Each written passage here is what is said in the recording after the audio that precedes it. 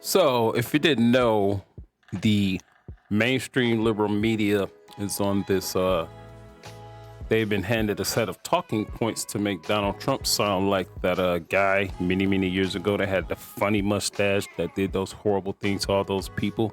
There's a reason why I won't say the name, but this is one of the examples. The title is Ivana Trump told her lawyer Donald Trump kept that guy speeches beside bed. So let's see what this is about.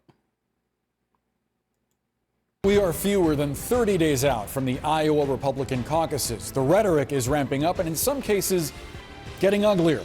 During a recent campaign stops in New Hampshire and Nevada, former President Donald Trump stoked fears about undocumented immigrants coming across the U.S.-Mexico border.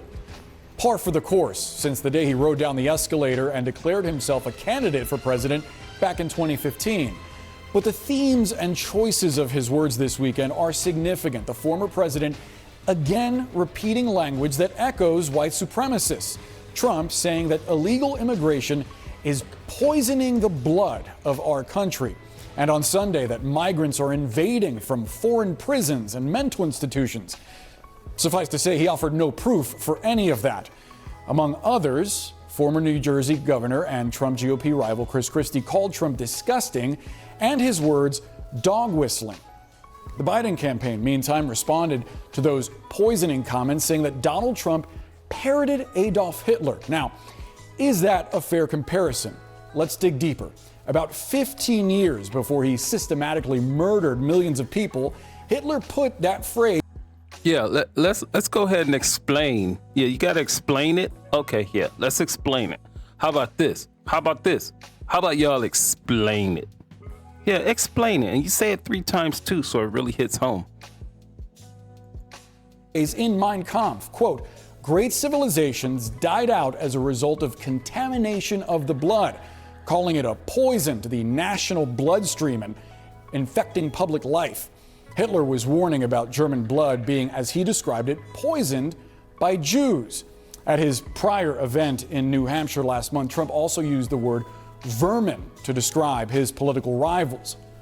Comments that were condemned by President Biden as well as language you heard in Nazi Germany. Now, is that an accurate claim? Hitler's Nazi party came to power partly by pounding the idea that the German government was being overrun by Marxists, something that Trump has suggested now is happening in the United States for years.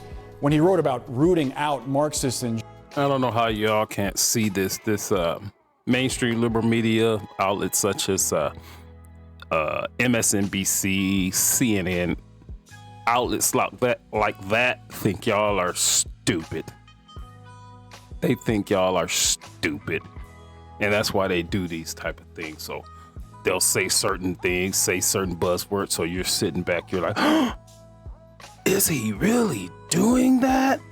You can tell they made all this up. They putting all this together because he actually said that word and he actually said that phrase prior to this. It was in 2 different events. So why y'all trying to put these things together? And then you're going to go do a whole segment on it and explain it. It's because they think people are dumb and is going to believe this shit. It's comical to me. Jews, Hitler wrote, quote, there was time enough at home at least to exterminate this vermin. The Trump campaign did respond to criticism over his speech this weekend, saying that Trump's speech was great. They previously shot down that vermin comparison this way. Those who try to make that ridiculous assertion are clearly snowflakes, grasping for anything because they are suffering from Trump derangement syndrome. And they added this: their sad, miserable existence will be crushed when President Trump returns to the White House. Oh, let me guess. Is that something the funny mustache guy said too? Or related, something related? Oh, let's see what you got to say. Interesting choice of words there, Brianna. Certainly. And here's the thing. Trump's interest in Hitler and Nazi Germany It's not a recent development. Several journalists have documented it. Michael Bender of the Wall Street Journal wrote in his 2021 book about how in 2018, Trump told his then chief of staff, retired four-star General John Kelly, as Kelly was explaining to Trump who the allies and enemies were in both world wars, quote, "Well, Hitler did a lot of good things," praising the Fuhrer for his economic policies. Now, Kelly pushed back as Trump reportedly persisted speaking positively about Hitler. Trump later denied making those comments. But in 2022, Susan Glasser and Peter Baker wrote in their book, The Divider, about how Trump, frustrated by his military leadership, exclaimed to Kelly as well, "You effing generals, why can't you be more like the German generals?" "Which generals?" Kelly asked. "The German generals in World War II," Trump responded. "You do know that they tried to kill Hitler 3 times and almost pulled it off," Kelly said. But Trump insisted, no, they were totally loyal to him. That model of the Third Reich, bastardized as it was how Trump wanted the American military modeled, the book claims. But this isn't new as well. Let's rewind all the way back to 1990 when Vanity Fair reported that Trump's former wife, the late Ivana Trump, had told her lawyer that Donald Trump occasionally read from a book of Hitler's collected speeches.